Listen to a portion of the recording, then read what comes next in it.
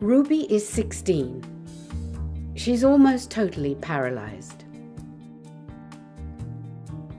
Well, the only limb that works is this one, my left arm. I still go out and see friends and stuff. It's just more the pain and the fatigue that's harder. Nobody knows exactly why Ruby has developed this serious neurological damage after a healthy and active life. But it all started after she had her first of 3 injections of the HPV, human papillomavirus vaccine. Injections that are given in the hope that they'll prevent cervical cancer. But is there proof that the HPV vaccine does prevent cervical cancer? And is there any proof that HPV actually causes it?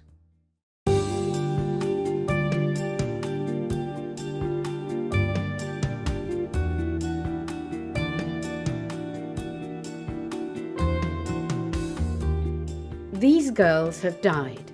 They're among hundreds of documented deaths following the HPV vaccine. Thousands around the world have suffered severe adverse reactions to the injection.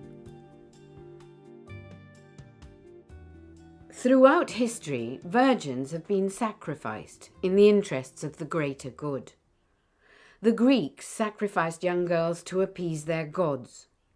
The Incas of Peru drugged and buried young girls in the farthest corners of their empire in the belief that this would protect their territories from invaders. These young girls are our modern sacrificial virgins, sacrificed in the interests of the greater good. But why are perfectly healthy young girls being vaccinated at all? The official incidence of adverse reactions in the UK from the HPV vaccine is the highest of any existing vaccine. And now we have a rollout across the world of a vaccination often provided free through schools and health authorities that was fast-tracked and has not been through long-term toxicity testing. We travel to Austria's capital, Vienna. Dr. Christian Fiala, specialist in obstetrics and gynecology, is the joint author of a science article that questions the need for the HPV vaccine. No one has shown that the HPV vaccine actually reduces the rate of cervical cancer. But on the side effect side, it is clear that we have seen a huge number of serious, really terrible side effects, like young girls being paralyzed and actually condemned to death and even dying. And we have seen death cases subsequent to HPV vaccine. Leading molecular biologist at Berkeley, California, Professor Peter Duesberg, is also an author of the paper challenging the use of vaccines to prevent cervical cancer. He states that HPV doesn't replicate in cervical cancer cells. Is he saying HPV isn't there at all? I'm saying it's like these are fossils of HPV which are still in some cells. They are from an infection decades prior to the cancer, when people get first infected in their 20s. And they sometimes cause a wart. And these viruses, once the immune system knocks them out, leave behind fossils of their own DNA in the cells where they replicate. So, in a nutshell, is there a causal relationship between HPV and cervical cancer? Absolutely not, no. If the microbe isn't there in every case, then it's what's called a passenger virus, something that happens to be there and plays no role. If it were to cause a fatal cancer, it would have to do a little bit something for it. But it does do, as we say in Oxford, no, nothing. Nothing. It's there. It's a fossil. It's truly a fossil. It's a fragment of virus, cannot make RNA, cannot make proteins. They cannot be found in the tumor or in the tumor cells. Nowhere. As long as we have no proof that cervical cancer is caused by HPV, as long as we only have an association, it is fundamentally useless to vaccinate against HPV because the chances are it is not caused, the cervical cancer is not caused by HPV, in which case the cancer will occur whether there is HPV or not.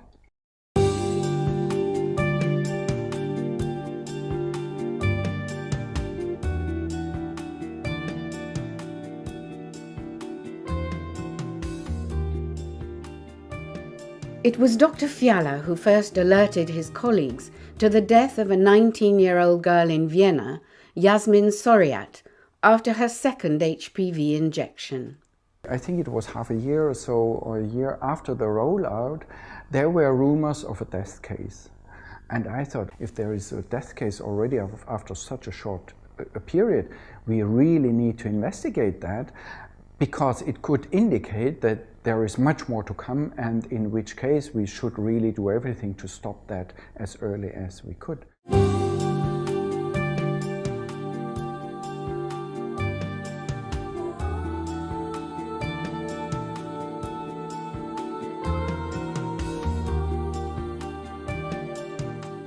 Yasmin's father told us his daughter used to come running here regularly, and that she was here the night before she died in her sleep of respiratory failure. She'd been suffering neurological symptoms for a while before.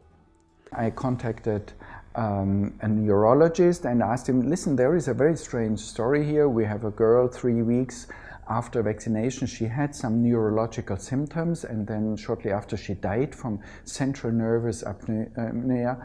And he said, well, that lies within the typical time range we see after vaccination, which is about 2 to 6 weeks. We contacted the government forensic pathologist, Dr. Johann Misliwetz, who was ordered by the court to do a second autopsy because the first couldn't establish a cause of death. Dr. Misliwetz has taken early retirement and lives on the outskirts of Vienna. We first did toxicology and blood alcohol, which all was negative. So I also couldn't find a reasonable cause of death, but I had two suspicions. One is it's a genetic disorder of the heart, and the other one, it had to do with vaccination of the young girl, which has done before. When Dr. Misliwetz reported his findings to the drug regulatory authorities, he received many phone calls from senior members of the medical establishment in Austria. Well, there was a lot of interventions. Many professors called me up, phoned me and said I should stop talk about vaccination deaths. I've been done thousands of autopsies, but nobody called me and nobody phoned me. This was extraordinary. How did it make you feel? Well, I wrote what I wrote, and it was my business, not theirs. But I was a little bit fed up. Does Dr. Misliwetz think the HPV vaccine should continue to be rolled out across the world? I think I don't know enough about it to make a decision between risk and benefit. That's what I would say. But my daughter asked me, and I asked her if she wanted a vaccination against HPV. She's a pharmacologist, and she said no. Back to Professor Duisberg and his challenge to the science behind HPV. You've spoken in the past about how the body deals with human papillomavirus. Can you explain that? Is it just part of our dirty baggage, and do we just deal with it and then it goes away? Typically, yes, we have done that for several hundred millions of years. We had wart virus infections, developed warts, the warts go away, and without any vaccine, we have lived millions of years that way. Well, since there is no evidence, scientific evidence, that it would do anything else but occasionally cause a wart, which will be eliminated by the immune system, there is no need for vaccination against this virus. What would you like to see happen about the HPV vaccine? Of course, it should be stopped until they have proof that it protects against cancer. I mean, considering not only the cost, but the enormous, the highest side effects ever of any vaccine, they say in the US, by far the highest, more than all other vaccines combined have less adverse effects than this one. Why do you think no expert multidisciplinary committee has been formed to look into this situation given the very high levels of damage? Because most of them are making tons of money and are paid for by these companies. And even the NIH is in the business. They're selling, have patented this vaccine. So where would you go? Where would you find an unbiased jury? I think it would be very hard to find, and they would do anything in their power to prevent it. Someone who is undeterred is Frida Birrell, who heads the UK pressure group AHVID, the Association for HPV Vaccine-Injured Daughters. I feel the campaign is growing, and it's grown quite extensively over this last year. And the reason behind that is we are starting to get great publicity in the national press. And other families out there are realising, they now know possibly why their daughters have become ill and have been ill since they had the vaccination. I'd like to see our politicians listen. I'd like to see them recognise that this cannot be a coincidence, that this is a life of a child that has been destroyed. They have lost education, and who out there is caring? They don't care. In part 1, we examined whether or not there is proof that the HPV vaccine prevents cervical cancer, and whether HPV actually causes it. Here we tell the stories of 2 young girls in the UK who've been seriously damaged by the HPV vaccine. With the help of an internationally renowned authority on aluminium toxicity, Professor Christopher Exley at Keele University, UK, we examine what is in the vaccines that can be causing the damage.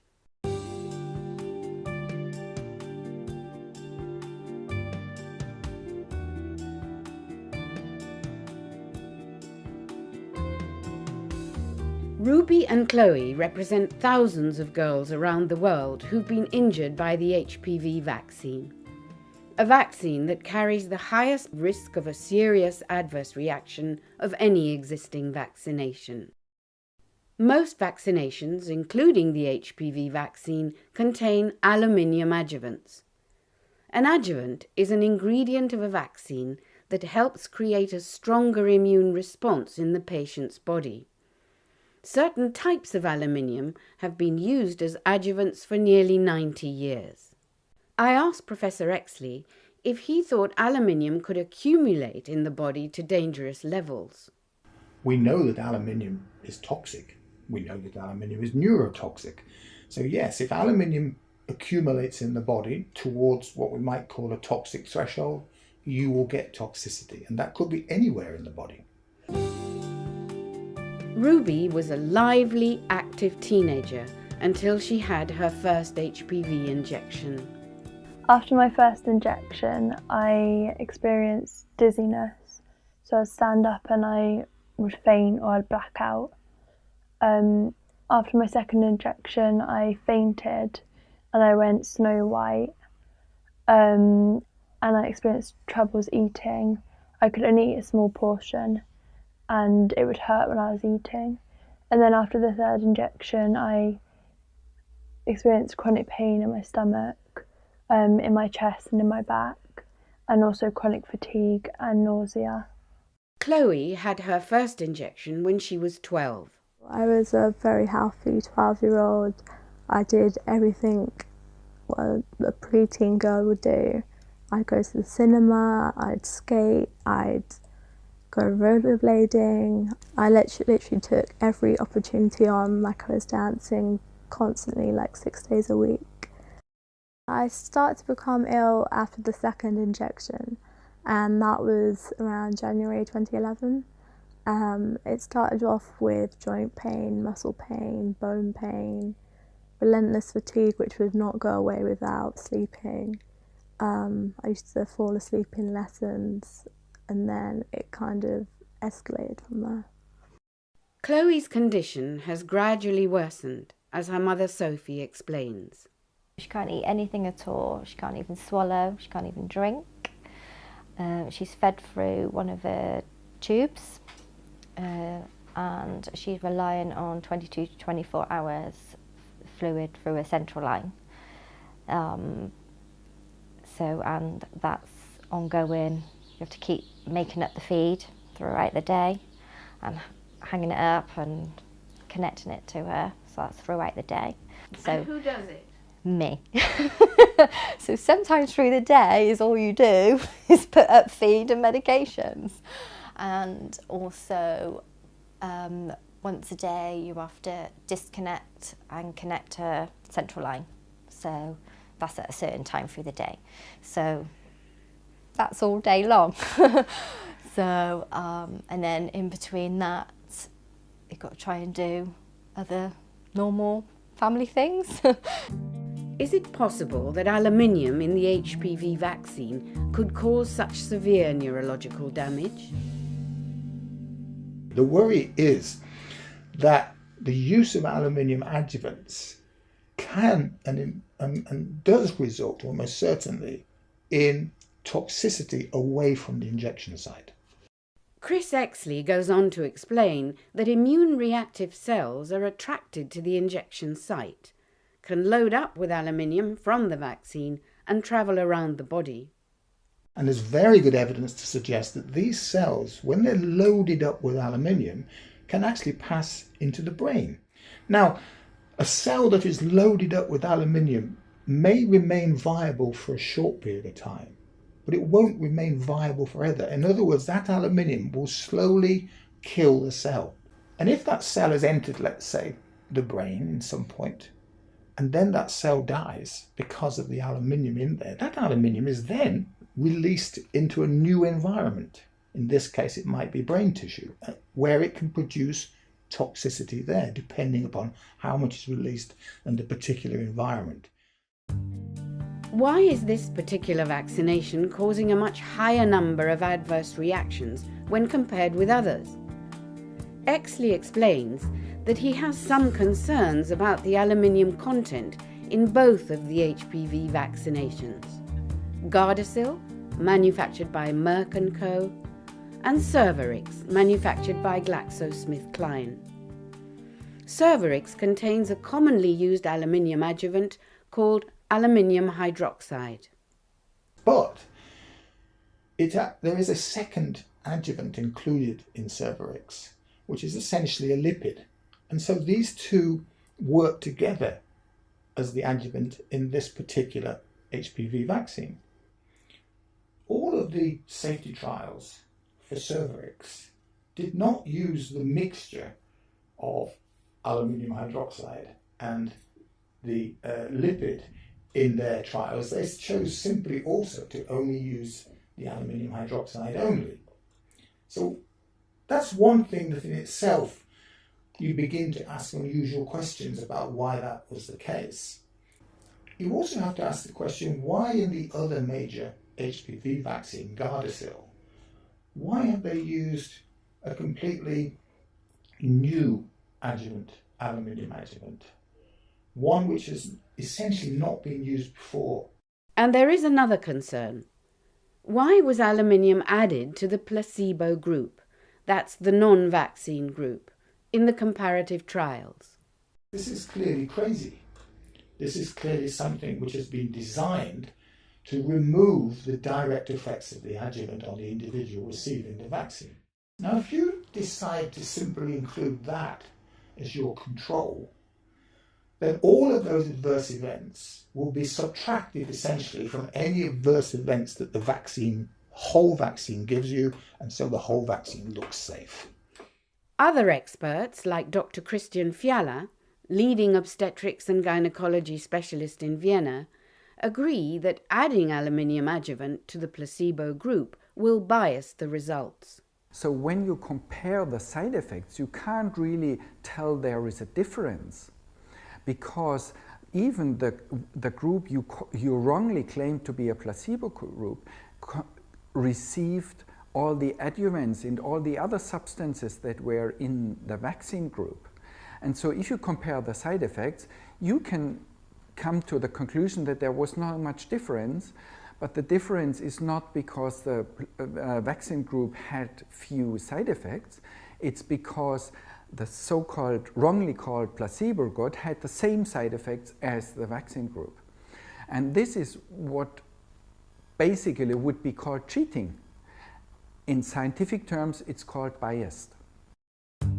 According to the latest 2017 figures from the MHRA, the UK Medicines and Healthcare Products Regulatory Agency, the total number of adverse reaction reports is 8,835, of which serious adverse reactions totaled 3,038. With this mounting evidence of injury from the HPV vaccine, why are young girls repeatedly being told that their problems are psychosomatic, all in the head, and given psychiatric diagnoses? I went to one A&E and the doctor took me to the side and said to me, teenagers are a different species, they're from a different planet, their pain is not real. Just take her home, send her to school tomorrow and everything will be fine. And I said to her, no, excuse me, this is my daughter, I know what my daughter's like, and my daughter is in agony at the moment. Nobody ever knew what was wrong. We all had, it's all in your head, it's all make-believe, you've got to just get over it and get on with it, basically.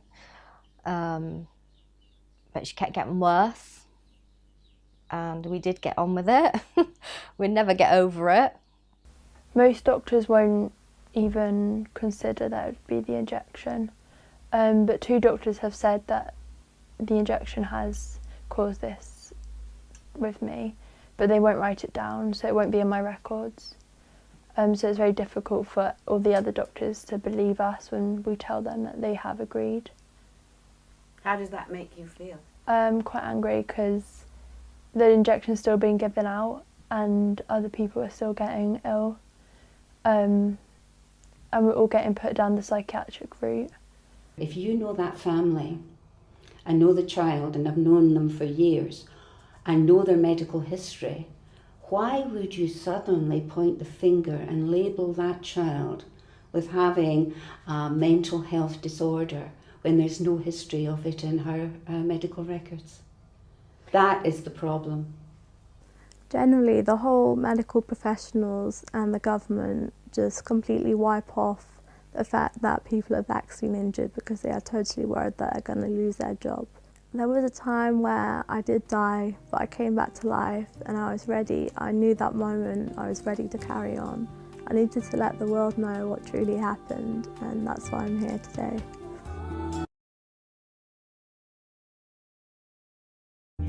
In part 1, with the help of 2 leading scientists, we challenged the science behind the HPV vaccine and asked, do we really need it? In part 2, we examined what's in the HPV vaccines Gardasil and Cervarix, with a world authority on aluminium toxicity, and tell the stories of 2 young girls with severe neurological damage.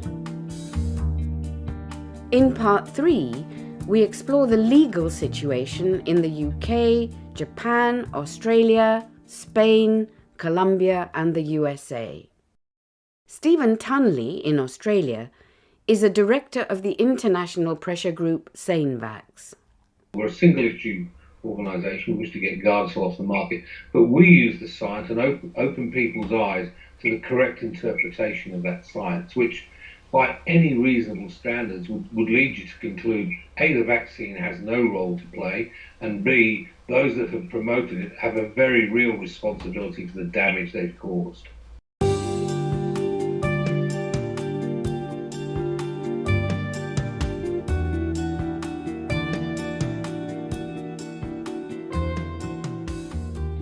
Kristin Clulo is 33 and lives in Newcastle, Australia, where she's a full-time high school teacher.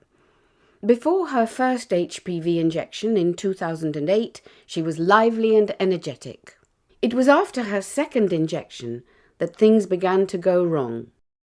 It all started probably about 4 to 6 weeks after the second one, and it was my walking I noticed first. So I couldn't wear stilettos or high heels. Then probably a week later, my handwriting started to go. So I was working as an executive assistant for a building development firm, and my job was to take notes and do everything else. I remember being in with my boss one day, and he was dictating something to me and said to me, "Can you read it back?" And I went, "I can't write, my writing has gone." And that was within the space of a couple of days. When I was at my worst, it was horrible. I remember the neurologist coming into my hospital bed and saying, "Here's what's happened. Part of your brain has died. We don't know what's going to happen." And at that point, to me, it was sink or swim. There was a chance I could die. No one knew what the odds were. And at that point, I was like, as long as I have breath in me, I will fight this. Kristin has fought hard and made a remarkable recovery. She's one of thousands of victims suffering side effects from the HPV vaccine, which has the highest rate of adverse effects of any existing vaccine. These are the World Health Organization's figures for adverse reactions to the HPV vaccine in 100 countries. 167,900 adverse reactions in 72,921 reports, including at least 280 deaths. Eminent neurologist in Japan, Dr. Hirokuni Beppu, has extensive experience of drug injury. He founded the independent drug bulletin, The Informed Prescriber. Is it easy for some of these serious reactions to be missed in the sense that they don't figure statistically? It is very difficult to find those people who are susceptible to autoimmune disease because they are very rare in general population. And usual statistical methodology, it's difficult to prove there are some difference in the occurrence of such disease. So they say it has no relationship with vaccination. Are you satisfied with the way the HPV vaccine was fast-tracked onto the market after only the stage 1 trials? Are you satisfied with that? No. This is a very new types of vaccine, so it has a very high risk for severe adverse effects. We must be very careful to introduce to whole of the population. And so such kind of check is very few in this case. Are victims of the HPV vaccine suing through the courts in Japan? Yes. And now, at present, about 120 persons, nearly 120 persons, making lawsuit against pharmaceutical company. It is now going on in 8 cities in Japan. And other additional people are also thinking about to start. Does Dr. Beppu think the HPV vaccine is useful at all? No, not useful. HPV vaccine is useless because it has a very low risk-benefit balance. And we cannot differentiate those people who have risk to this vaccine.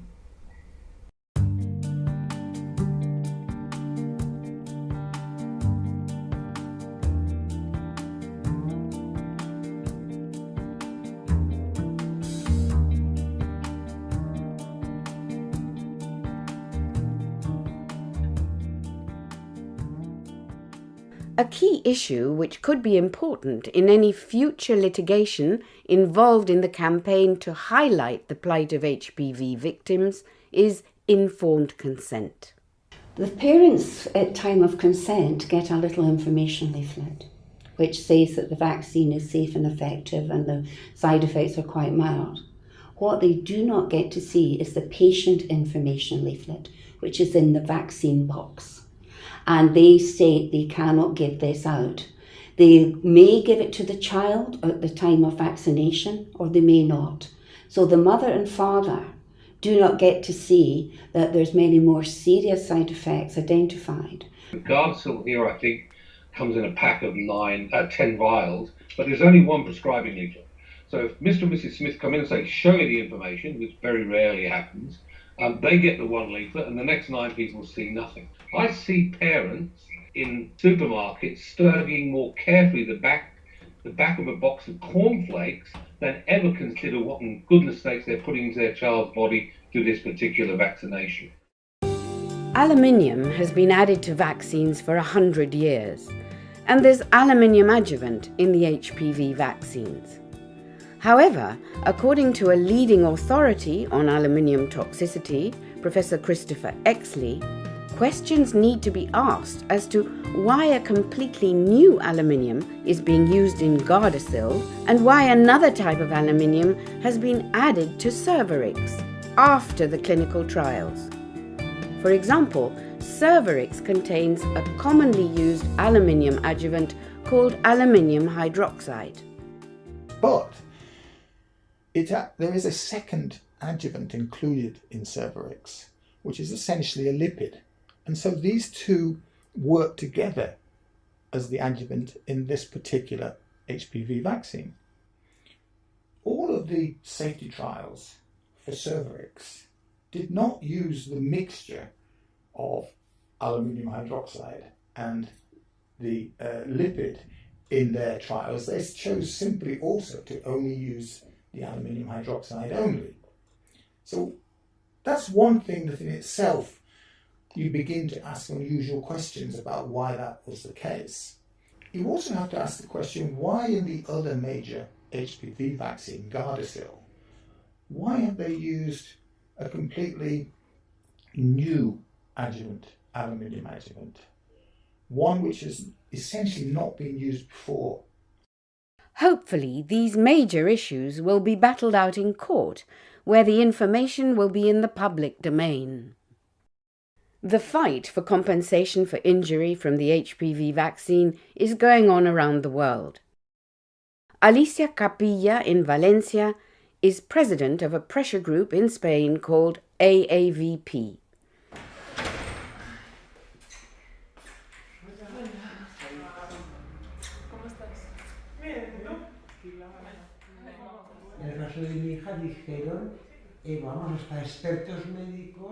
There are over 1,145 reported cases of HPV vaccine damage in Spain, with 3,500 notifications of adverse reactions and 6 suspected deaths. A recent breakthrough judgment in Asturias in February 2017 acknowledged a causal link between the HPV vaccine and the death of a young girl, Andrea, in 2012. In March 2017, the US legal pressure group Judicial Watch denounced on its website the fact that certain minors can receive the HPV injection without parental consent. In Colombia, the voices of protest are becoming louder. Argentina, tengo 13 años, soy de la ciudad de Medellín.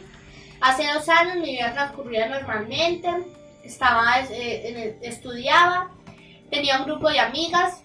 Siempre que me gustaba ser la líder, me encantaba estar como representante de grupos.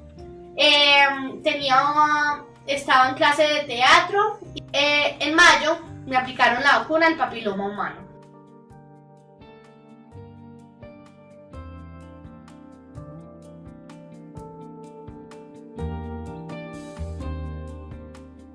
What is your ultimate aim?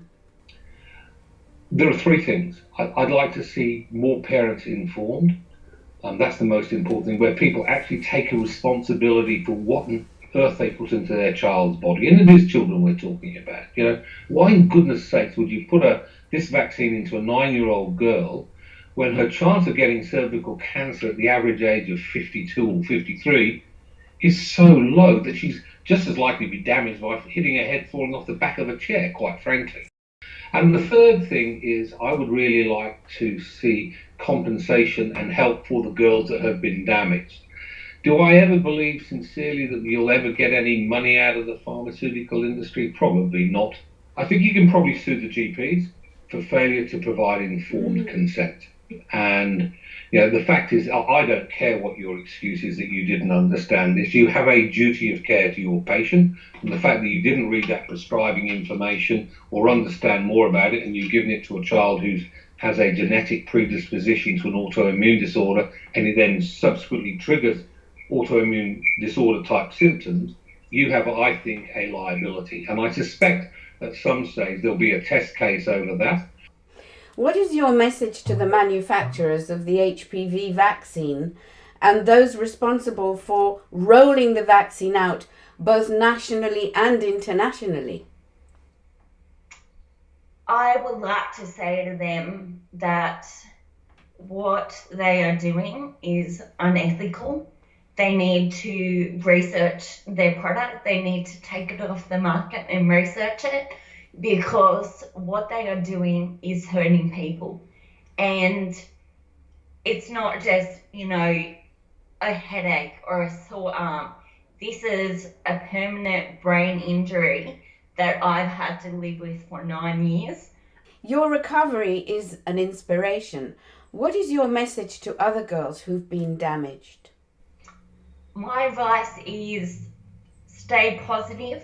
I see a lot of people that they get this, they get sick, they think there's no hope, and they're very negative about the world.